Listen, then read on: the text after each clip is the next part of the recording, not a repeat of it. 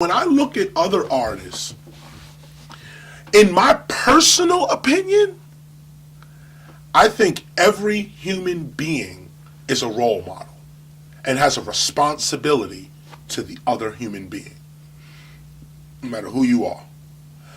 I'm a philosopher by trade, so I believe that every physical thing in nature influences human development. Everything.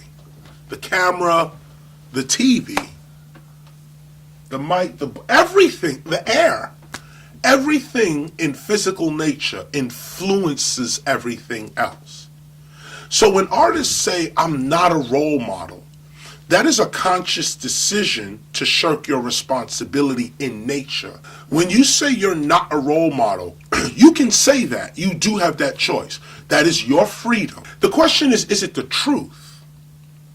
And when it comes to truth, truth is hard to grasp.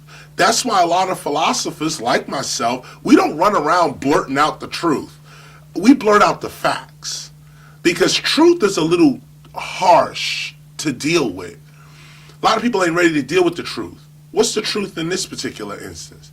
Our children are dying. That is, my friend, the truth.